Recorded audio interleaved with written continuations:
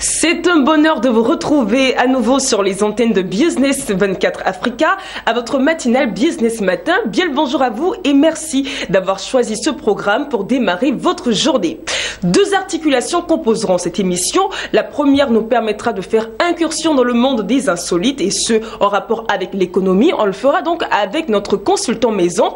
Et ensuite nous parlerons stage. Et oui, nous allons ensemble étudier la question du stagiaire et ce avec notre consultant en droit des affaires et droit privé. Bien, je pense que ce programme vous sied. Et bien, si c'est le cas, restez bien avec nous. Nous allons ensemble déballer ce sommaire juste après ce qui suit.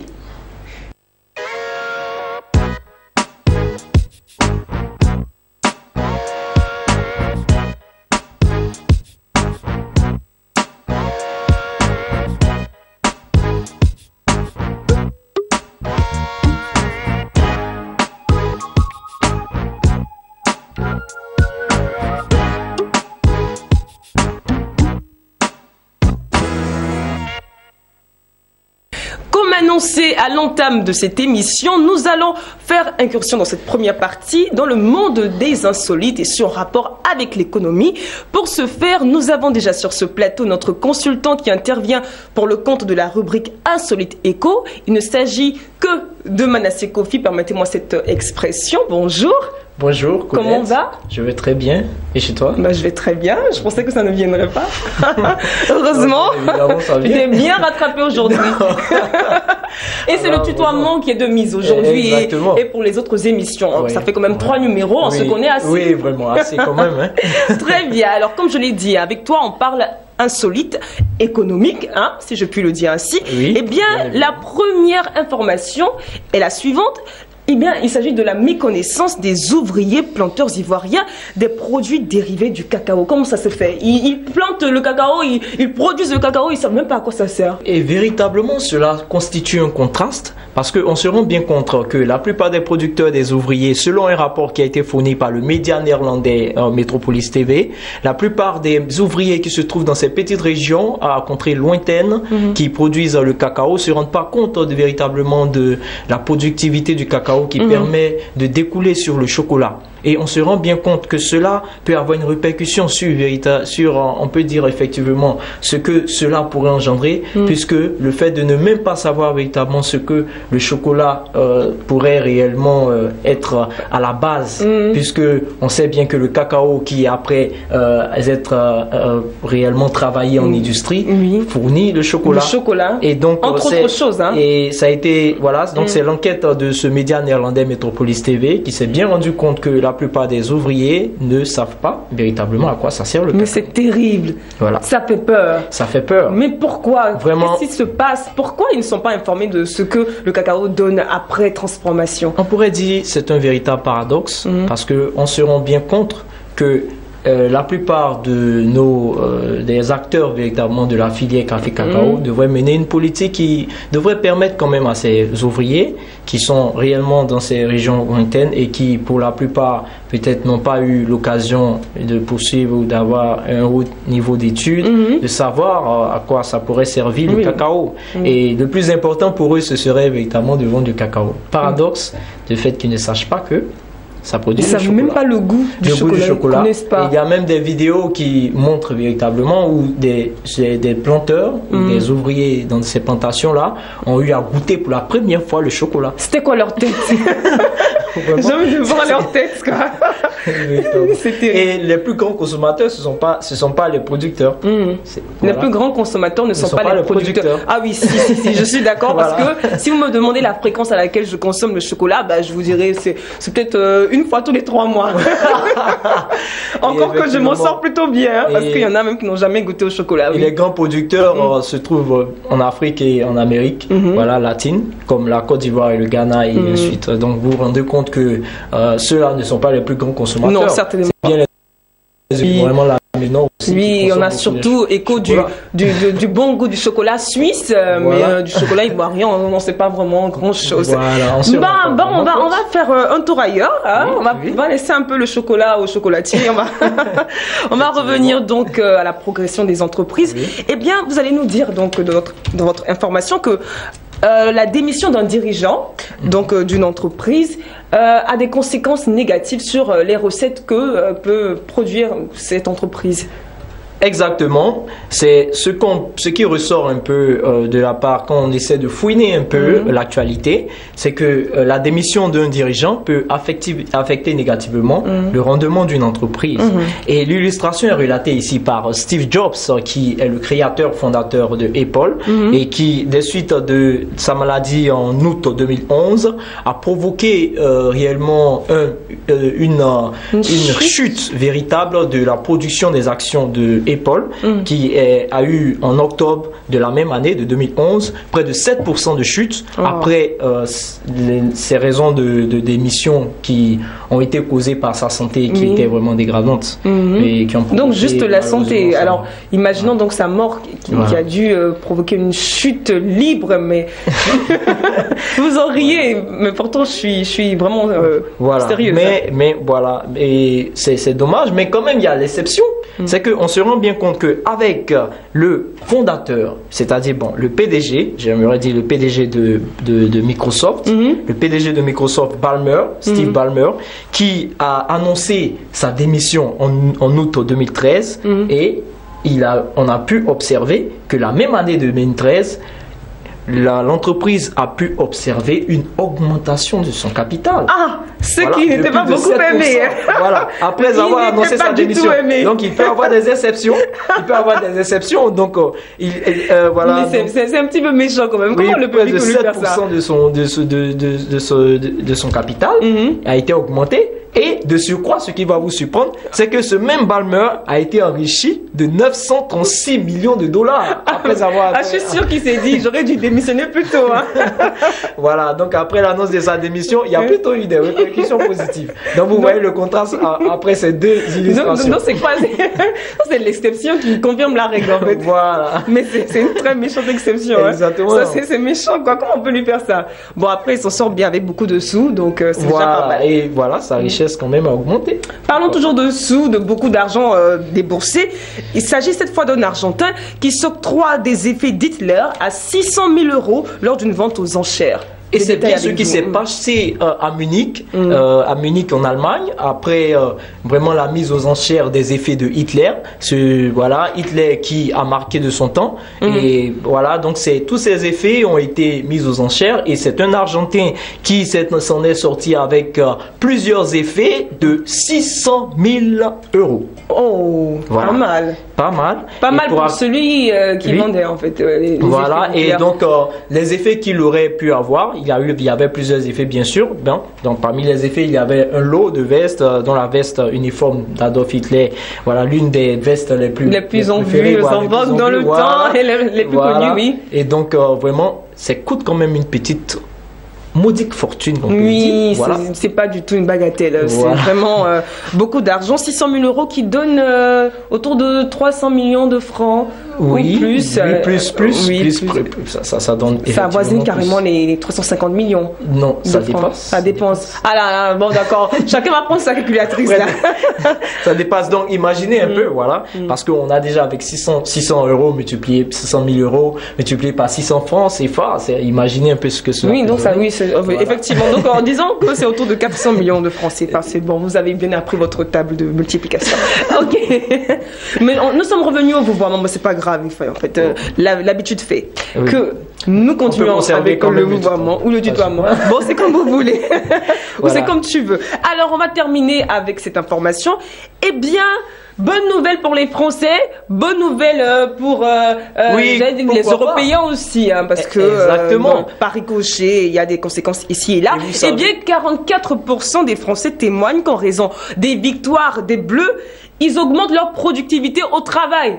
Ben dis donc. Voilà, et c'est pas du fait du hasard. L'Euro 2016 serait réellement à la base de ce rapport qui, selon délivré par Kia, qui est un sponsor officiel de l'Euro 2016 qui est en vogue en ce moment, les Européens, c'est-à-dire principalement les Français, jugent qu'une victoire des Bleus augmente véritablement leur productivité de près de 44%.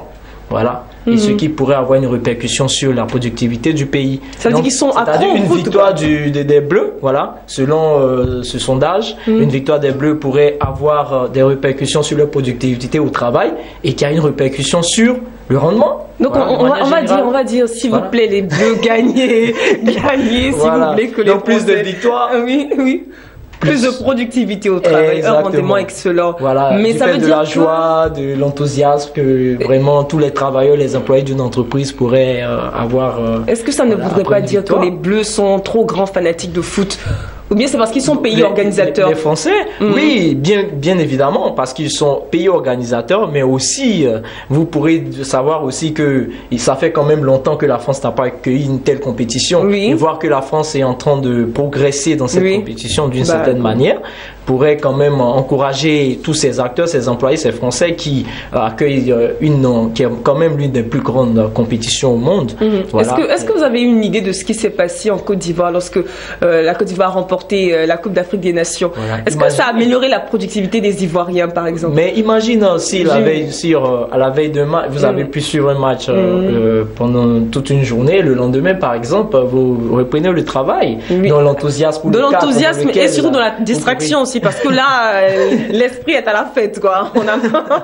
Voilà. Je pense qu'en Côte d'Ivoire, ça a dû produire l'effet contraire. Bon, je sais pas, c'est moi qui le dis assise ici. Mais les Ivoiriens eux-mêmes peuvent le témoigner. Donc, ils nous suivent à Abidjan, donc ils le savent très bien. Vous n'êtes pas Ivoirien, vous. Vous le savez, vous aussi. Bah écoutez, c'est ici qu'on va marquer un point final à cette rubrique. Oh, déjà? Bah déjà. Ok. Les bonnes choses ne durent jamais. Ça fait la deuxième fois que je vous le dis. Exactement. Eh bien, merci d'être passé sur ce plateau. Je rappelle que vous êtes Manasseh Kofi et finalement on se vous voit et vous êtes intervenu pour le compte de la rubrique Insolite Écho. Exactement. Merci beaucoup. Merci, et on vous raccompagne avec ceci. Ok.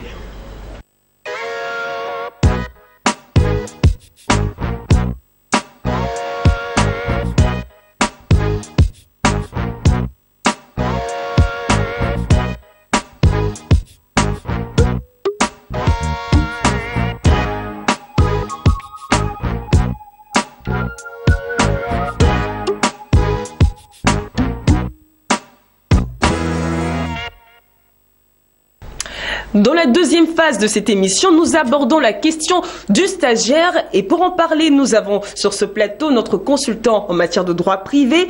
Eh bien, il s'agit de monsieur Isaac Tagro qui est juriste et doctorant en droit privé. Bonjour à vous. Bonjour mademoiselle Colette Etché. Comment allez-vous? Très bien, et chez vous? Je vais très très bien. Et c'est vous qui marquez toujours un point d'honneur à dire mademoiselle avant Etché Colette. Bon, enfin, je ne vois pas pourquoi, mais bon, c'est pas méchant. Comme je l'ai dit tantôt, on parle avec vous du stagiaire tout de suite. Et maintenant, faisons un petit exercice de définition. Qu'est-ce qu'un stagiaire? Merci mademoiselle Colette. Alors, définissons le stagiaire tout simplement comme celui qui bénéficie ou qui est parti à une convention de stage. Ça va? D'où la question de savoir maintenant qu'est-ce qu'un stage. Effectivement. Voilà. Alors, nous avons deux sortes de stages suivant le Code du travail en ces dispositions, dans les dispositions des articles 13.11 et 13.12. D'accord. Et suivant, bien sûr.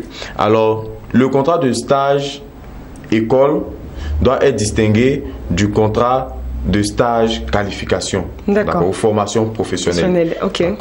Selon l'article 13.11 qui définit le contrat de stage école, c'est une convention par laquelle un élève ou un étudiant s'engage en vue de la validation de son diplôme à recevoir ou à obtenir une formation professionnelle, une formation pratique. C'est ce qu'on appelle le stage école.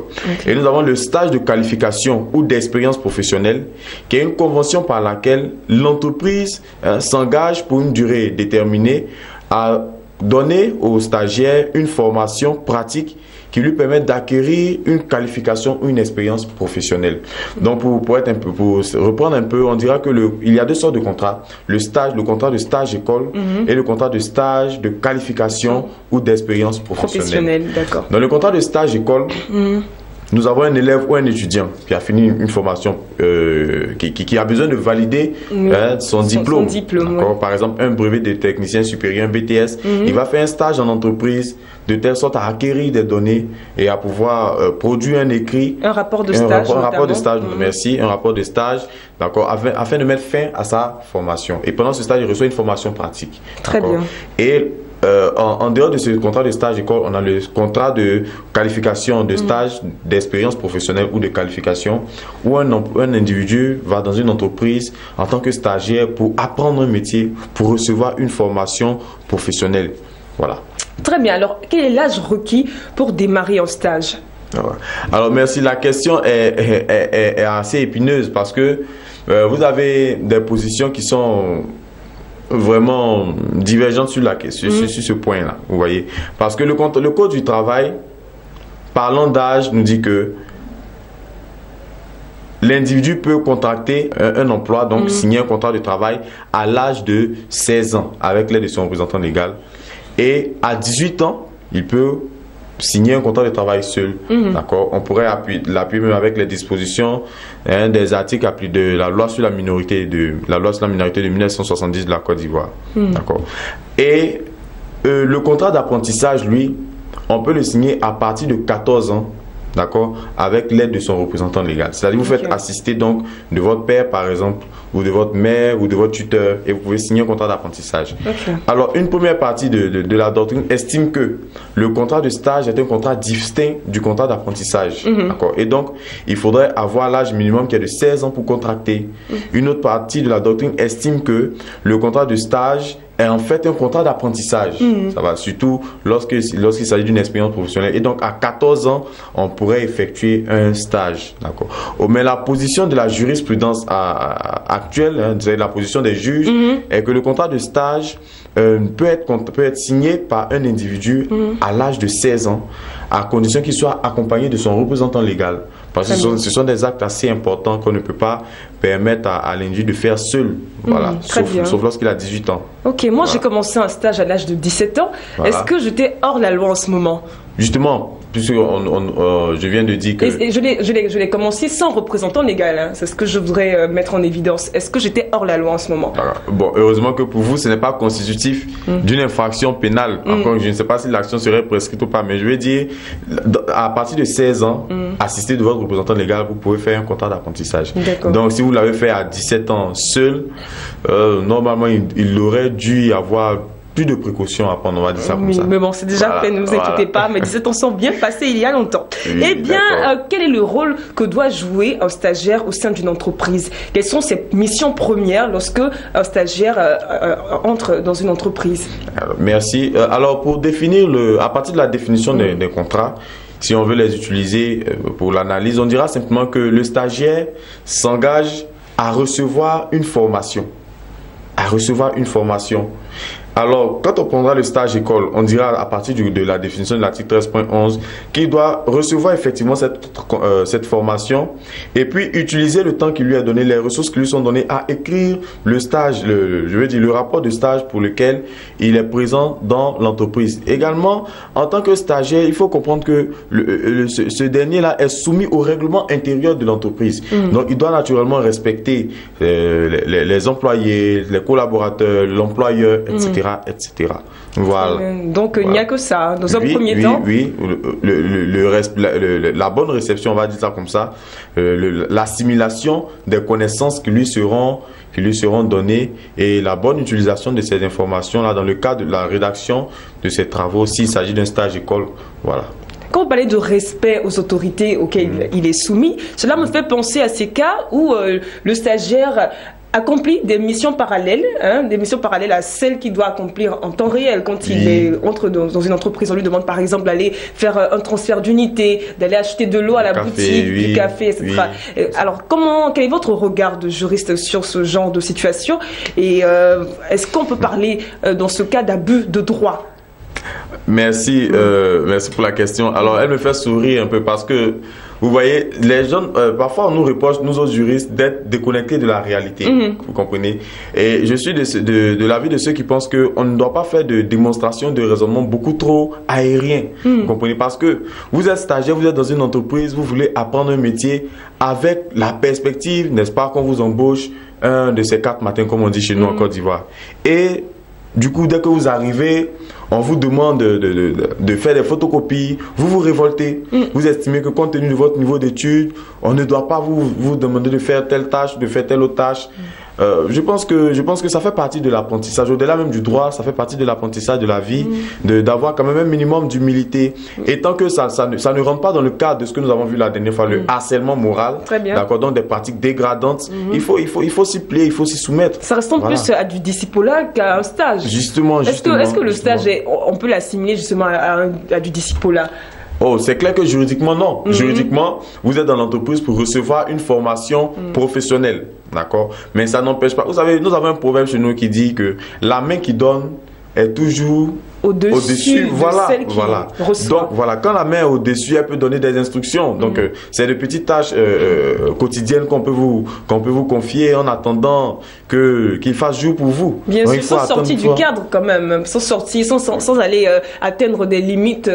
Justement, il ne faudrait pas que cela soit constitué d'un harcèlement moral. Quand on demande par exemple à un stagiaire de faire des lacets ou de nettoyer des voitures de personnes qui sont insérées au service. Ou de négocier un rendez-vous avec une fille qui nous plaît, ça c'est, je veux dire, on sort du cadre quand même. Bon, d'accord, si vous le dites. Hein, voilà. Mais qu'est-ce que vous en pensez? Dans tous les cas, dans le droit, le stagiaire, il est là pour apprendre un métier, pour acquérir une expérience professionnelle. Voilà, maintenant le reste, bon, c'est à sa convenance. Voilà. Très bien. Alors, quelles sont les dispositions prises par le droit du travail pour assurer une rémunération aux stagiaires? Du moins, est-ce que le droit du travail prévoit donc une rémunération aux stagiaires? Merci pour la question. Alors, je voudrais déjà dire que nous avons posé le cadre. Il y a 2 consorts de stage. Le stage école et le stage de formation professionnelle. D'accord. Dans tous les cas, il faut comprendre que le stagiaire n'est pas un salarié. Et ça, c'est vraiment important. Le stagiaire n'est pas un salarié. Autrement dit, le stagiaire n'a pas droit à un salaire. Très bien. Il n'a pas droit à un salaire. Parce qu'au contraire, c'est lui qui, dans l'entreprise, reçoit une formation. Donc, c'est lui qui devrait payer pour la formation? À la limite, on pourrait pousser le raisonnement jusque-là, mais en même temps, il rend des services. En tout cas, la loi, d'accord, chez nous, nous disons... voilà ce que la loi n'a pas dit, il ne faut pas la lui faire dire, d'accord, voilà, ok. Donc le salarié n'a pas de salaire, mais l'article 13.17 du Code du travail dit que le stagiaire, dans le cas du stage école, a droit à une indemnité forfaitaire. Pardon, c'est plutôt dans le stage de formation professionnelle, il a droit à une indemnité forfaitaire. Et on dit que cette indemnité forfaitaire, selon cet article, est fixée par voie réglementaire. Vous comprenez? Voilà, ce qui veut dire qu'il revient à l'État de prendre un décret pour dire désormais voici l'indemnité forfaitaire à allouer aux stagiaires. En Côte d'Ivoire, est-ce que ce décret a été pris? Oh, à ma connaissance, on l'attend toujours. On l'attend toujours. Donc, du coup, il revient, c'est laissé à la discrétion des chefs d'entreprise. Mais on a quand même des indicateurs, c'est-à-dire les primes de transport, le salaire minimum de la catégorie professionnelle ou le SMIC, voilà, qui peuvent saisir d'indices pour proposer aux stagiaires quelque chose de convenable. Mais l'employeur a l'obligation de payer une indemnité forfaitaire quand c'est un stage de formation professionnelle. Mais quand c'est un stage école, d'accord, la loi dit que, je crois que c'est l'article 13.12 qui dit que l'employeur peut allouer aux stagiaires une indemnité. Donc il n'est pas obligé de le faire. Voilà.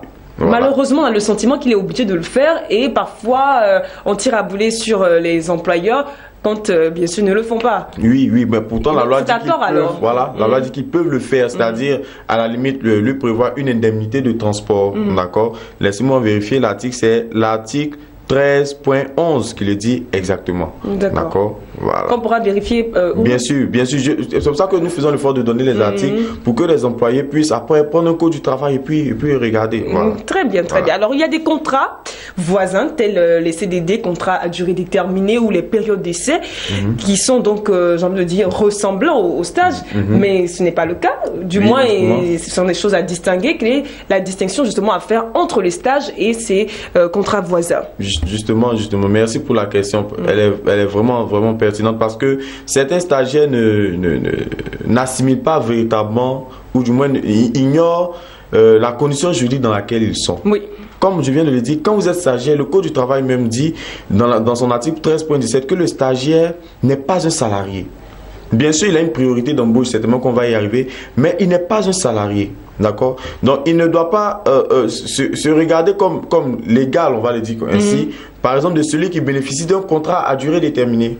Parce que celui qui bénéficie d'un contrat à durée déterminée, c'est un employé, sauf que son contrat est assez précaire, c'est-à-dire que son contrat est limité dans le temps. Vous comprenez? Et celui qui bénéficie d'un contrat, d'un engagement à l'essai, c'est un employé, sauf que son contrat est affecté de ce qu'on appelle une clause résolutoire. C'est-à-dire qu'après un certain moment, l'employeur peut dire votre travail, vos aptitudes professionnelles me sont saillantes ou alors elles ne le sont pas, je décide de mettre fin ou de proroger le contrat. Je pense qu'on va consacrer une émission à cela. Mais il faut comprendre que le stagiaire se distingue de ces différentes personnes parce que lui, c'est par l'objet du contrat de stage. Le stagiaire cherche à apprendre un métier, apprendre une formation professionnelle. Ou alors quand c'est le cas d'un stage école, c'est juste pour pouvoir, n'est-ce pas, solder ou sanctionner sa formation par un diplôme. D'accord? Ce qui n'a rien à voir avec celui qui bénéficie d'un CDD, d'un contrat à durée déterminée, ou celui qui bénéficie d'un essai, qui sont des employés à part entière. Malheureusement, l'amalgame est fait souvent par les employeurs. Quand ces personnes qui viennent chercher du travail sont en période d'essai, on les qualifie de stagiaires. Du coup, la personne ne sait plus trop où se situer. Justement. Donc, finalement, la faute est souvent à mettre sur le compte des employeurs. Il y a des pratiques assez aberrantes, je dirais même assez choquantes. Des gens qu'on emploie à durée déterminée pendant 6 ans, c'est-à-dire lorsqu'on pense qu'on est en train d'atteindre la durée, le maximum légal pour que le contrat devienne un CDI, on met les gens en congé, après on les rappelle, vous voyez, c'est une forme de maltraitance. Je pense qu'on va parler de ça. Vraiment s'appesantir sur ce sujet une autre fois. Tout à l'heure, vous parliez de la non-obligation des employeurs à rémunérer les stagiaires qui se situent dans le cas du stage école. Est-ce que les employeurs et du moins les entreprises sont obligées de recevoir en leur sein des stagiaires? Est-ce que c'est un droit pour le stagiaire d'exiger un stage dans une entreprise? Est-ce que l'entreprise, comme je l'ai dit tantôt, est obligée de recevoir un stagiaire en son sein? Oui, le Code du travail le dit clairement que l'entreprise doit recevoir des stagiaires. L'entreprise doit recevoir des stagiaires. C'est vrai qu'il est beaucoup plus précis lorsqu'il s'agit des contrats à durée déterminée, parce qu'il dit que le nombre de contrats à durée déterminée ne doit pas dépasser le tiers des effectifs de l'entreprise. Donc là, il est plus précis. Mais en ce qui concerne les stagiaires, on a laissé le soin à l'État de le faire par voie réglementaire, comme je l'ai dit tantôt. Mais le Code du travail dit que l'entreprise est tenue de recevoir des stagiaires. Autant qu'elle en veut. Voilà, bien sûr. Mais parfois, ça ressemble à une sorte d'exploitation. Lorsque l'entrepreneur, ou j'allais dire l'employeur, ne veut pas se saigner pour le salaire de ses employés, il recrute le maximum de stagiaires possible et ces stagiaires-là s'abattent un boulot de fou, permettez-moi l'expression, et ils n'ont pas droit donc à un traitement salarial comme tout autre employé en contrat à durée déterminée ou en CDI.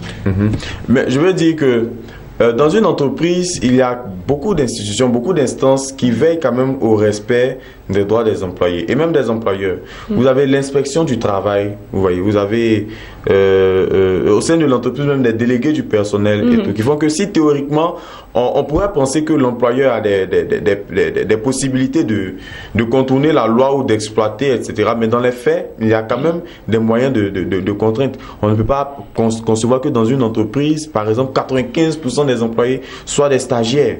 Ça existe, malheureusement. Vous voyez. Si, on va sortir un peu des termes théoriques du droit et on va vraiment s'aligner sur les faits. Et ça existe. Dans ce cas, il faudrait... C'est parce que je ne peux pas citer d'entreprise. Oui, d'accord. Dans ce cas, il faudrait quand même que les gens soient plus regardants. Et je pense que le travail se fait parce que j'ai quand même certains échos de contrôle de visite inopinée. Et puis, vous savez, l'employeur doit déposer la liste de ses employés à l'inspection du travail. Donc, l'inspection du travail a quand même un droit de regard sur tout ce qui se fait au sein de l'entreprise. Très bien. Lorsque le contrat de stage n'est pas respecté, quel recours peut avoir le stagiaire au niveau des instances judiciaires? Alors, d'accord, je vais prendre la question sur plusieurs volets. Parlons d'abord de la formation du contrat de stage. Le contrat de stage, la loi nous dit que, le Code du travail nous dit que le contrat de stage doit être passé par écrit. Très bien. Il faut un écrit. D'accord. Maintenant, ce qui est très rare.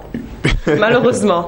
Je vous coupe pas la parole, on poursuit. Oui, maintenant, lorsqu'il n'y a pas d'écrit, la loi dit que le contrat de stage est requalifié en contrat à durée indéterminée. En contrat à durée indéterminée, vous voyez. Comme je dis souvent, on ne peut pas tout dire sur un plateau, mais moi je suis un employé, je suis dans un stage, le stage a été passé verbalement, et puis l'employeur ne me fait pas passer d'écrit, mais je ne me presse pas à lui demander de faire un écrit. Non, je ne me presse même pas. Sous le risque de perdre le peu de place qu'on a eu, si je puis le dire ainsi. Non, mais c'est-à-dire que pendant qu'il n'y a pas d'écrit, en cas de litige, moi je suis un employé. Je ne suis pas un stagiaire, je suis un employé. Titulaire, j'allais le dire ainsi, d'un contrat à durée indéterminée. Effectivement. Oui, voilà. Mais bon, parfois aussi, il ne faut pas pousser les gens au litige parce que à cause d'un mois de salaire ou 2 semaines de salaire. Non, mais vous laissez les choses se faire jusqu'à ce que le problème se pose. Voilà, voilà. Et donc, au niveau de la formation, il faut un écrit. Mais s'il n'y a pas d'écrit, le contrat devient un contrat à durée indéterminée. Vous comprenez? Voilà. Et la deuxième chose, c'est au niveau même de l'exécution du contrat de stage. L'employé le stagiaire doit recevoir une formation. Et s'il ne reçoit pas cette formation-là, cela veut dire simplement que l'employeur ne respecte pas, ne remplit pas les obligations à lui imposer par la loi, à lui imposer par le contrat. D'accord? Alors, il peut engager sa responsabilité. L'employeur pourra exercer un recours, les recours de droit commun, d'accord, contre l'employeur, pour engager sa responsabilité contractuelle. Voilà. Pour dire qu'on doit me faire une formation professionnelle et jusqu'ici je ne vois rien venir. J'estime que l'employeur ne remplit pas sa part du contrat. Oui, parfois je ne fais qu'acheter de l'eau pour les autres, que faire des transferts d'unités, même si vous disiez tout à l'heure que ça fait partie de l'apprentissage et que ce n'est pas vraiment, je veux dire, une faute à décrier, mais finalement vous me rejoignez en ce sens. Oui, mais je veux dire qu'il ne faut pas se précipiter chez le juge, c'est-à-dire lorsque vous estimez que vous n'êtes pas assez formé ou informé, d'accord, dans le cadre du métier que vous devez apprendre au sein de l'entreprise.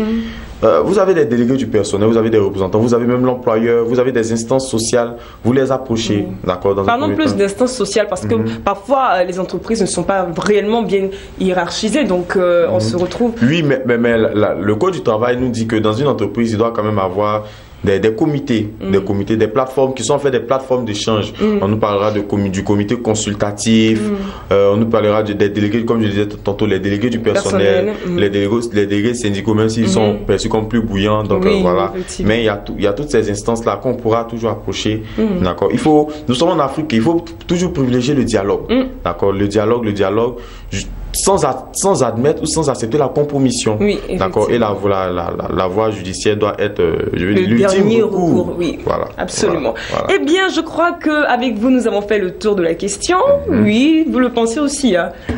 C'est sûr qu'il y a beaucoup de choses à rajouter, mais comme vous l'avez dit, dans les prochains numéros, nous allons nous appesantir sur plusieurs points, toujours en rapport avec le contrat de stage. D'accord, mais peut-être ajouter tout de même une dernière chose, c'est que le stagiaire, lorsqu'il est reconnu apte au métier qu'il a appris, bénéficie pendant 6 mois d'une priorité d'embauche. Ça, c'est quand même important à savoir. C'est-à-dire que vous êtes stagiaire et que sur les fiches de notation, on a estimé que vous remplissez valablement les tâches qui vous ont été confiées. Pendant 6 mois, vous pouvez avoir les yeux sur ce poste, j'allais le dire ainsi. Et si vous estimez que si l'employeur estime qu'il doit recruter, vous avez une priorité d'embauche. D'accord. Voilà. Et ceci est défendable par la loi? Bien sûr, puisque c'est la loi qui le consacre. Ah oui, hein? Bon, voilà, on apprend des choses sur ce plateau. Comme vous l'avez dit, on va certainement revenir sur des points qui nous ont échappé aujourd'hui dans nos prochains numéros. C'est cela. Je crois que ce mot que vous venez de dire, il vous sert de mot de fin, ou bien vous voudriez encore vous adresser à nos téléspectateurs? Oh, j'ai envie de dire encore pour finir cette fois véritablement que le droit existe, c'est à nous de le faire vivre. Et donc disons aux employés, aux employeurs, à vos droits, prêts, partez. Voilà. Oh, j'aime bien ça.